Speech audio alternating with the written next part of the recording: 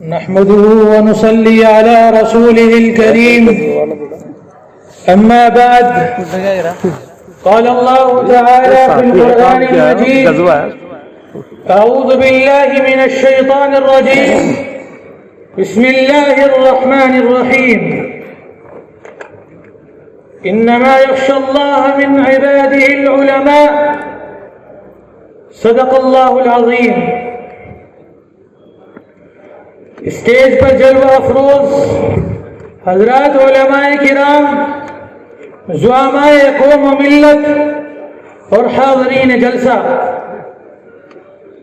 انسانی زندگی شب و روز کے تغیر سے اپنے آخری پڑاؤ اور آخری منزل کی طرف رواں دواں رہتی ہے.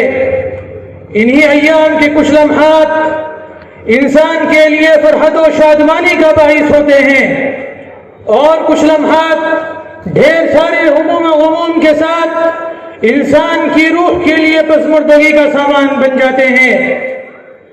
آج کا تاریخ ساز دن میری زندگی کے لیے بہت ہی یادگار، بہت ہی روشن اور بہت ہی سنہرا دن ہے.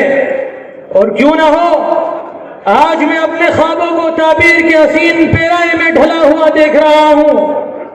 آج میں اپنے جذبات کے لیے سامان فرحت و تسکین مہیا ہوتے ہوئے دیکھ رہا ہوں. آج میں دیکھ رہا ہوں کہ تاریخ مجاہدین آزادی اور خصوصاً تاریخ قوم و ملت کا ایک بڑا بھاری قرض ہمارے ذمے اور ذریعے سے ادا ہو رہا ہے. بچپن سے حضرت والد ماجد اور خاندان کے دوسرے بزرگوں سے دادا جان مجاہد ملت، رہبر قوم، فخر زمان حضرت مولانا زاہد حسن صاحب نفر اللہ مرقدہ وعلی اللہ مراتبہ کے روح پرور اور البیل واقعات سنتا رہا. کبھی تو آپ کے مجاہدانہ کارنامے سن کر دل جوش و جذبے سے معمور ہو جاتا، اور کبھی آپ کے صلاح و تقویٰ کی رودات سنتا تو اپنے اجداد کی صالحیت پر رشک ہوتا.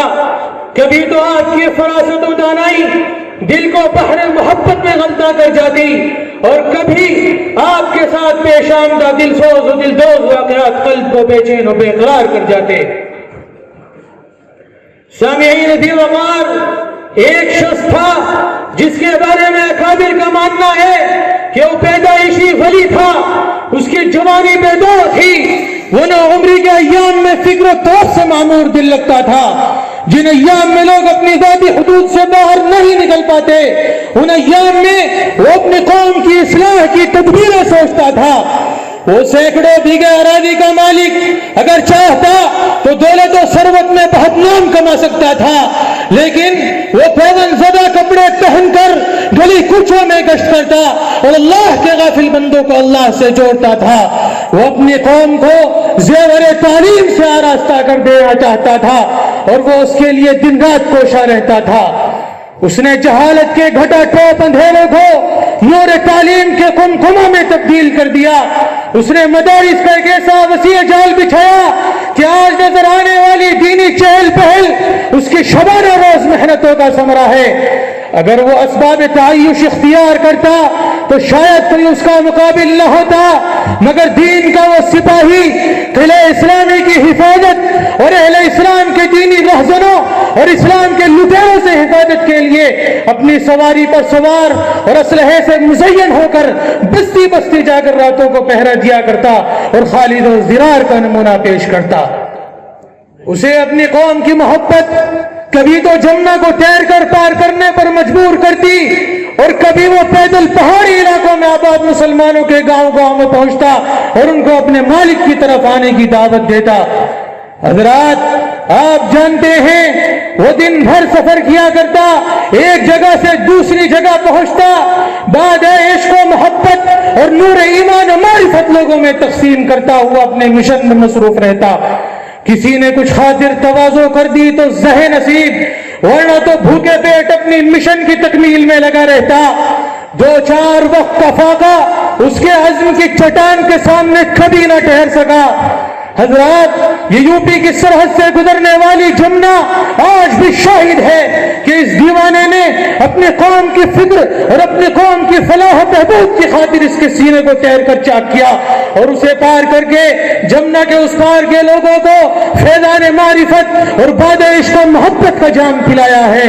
حضرات جس محسن کی یاد میں اور جس مشفق کو خراج تحسین پیش کرنے کے لیے آج ہم یہاں جمع ہوئے ہیں وہ ہمارے لیے قربانیوں سے مرتب ایسی داستان چھوڑ گیا کہ ہم اس کو شمار کرتے رہے تو شمار نہ کر سکیں، اور اگر ہم اس کی قربانیوں کا بدلہ دینا چاہیں تو آنے والی نسلیں بھی اس کے احسان کا بوجھ نہ اتار سکیں۔ حضرات میں اس کی کن کن خوبیوں کا تذکرہ کروں اور اس کے کن کن اوصاف کو بیان کروں۔ وہ اپنی ذات میں ایک انجمن تھا جو اپنے بعد کے لوگوں کے لیے بہترین نمونہ ہے۔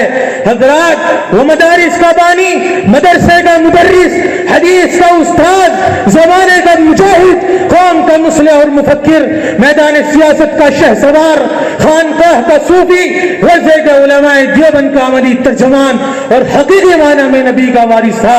اور شاعر کے شعر نگاہ بلند، سخن دل نواز، جا پرسوز، یہی ہے رفتے سفر میر کارواں کے لیے کی صفات کا جامع تھا۔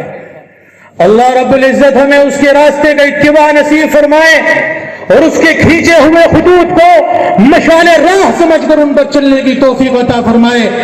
حاضرین محترم، آج میں اس پروقار تقریب کے انعقاد کے موقع پر برادر مکرم جناب مولانا عبد الخالق صاحب ماجروی کا دل کی اتاہ گہرائیوں سے شکریہ ادا کرنا چاہتا ہوں کہ آپ کی جہد مسلسل کے نتیجے میں آج ہم مفکر قوم، مجاہد ملت، اسد الہند حضرت مولانا زاہد حسن صاحب نفر اللہ مرقدہ کی سوانح عمری پیش کرنے کی سعادت حاصل کر رہے ہیں۔ میں خود اپنی جانب سے بلکہ خانوادہ زاہدی کے ہر فرد کی جانب سے آپ کی خدمت میں نذران عقیدت پیش کرتا ہوں اور اس عظیم کام کے لیے من جانب اللہ آپ کے انتخاب پر آپ کو مبارکباد پیش کرتا ہوں۔ میری دلی دعا ہے کہ اللہ رب العزت آپ کی کاوش کو قبول فرمائے، آپ کا قلم مزید ترقی کرے، خداوند قدوس دین و دنیا کی ہر بھلائی آپ کے لیے مقدر فرمائے۔ آمین وآخر دعوانا الحمدللہ رب العالمین۔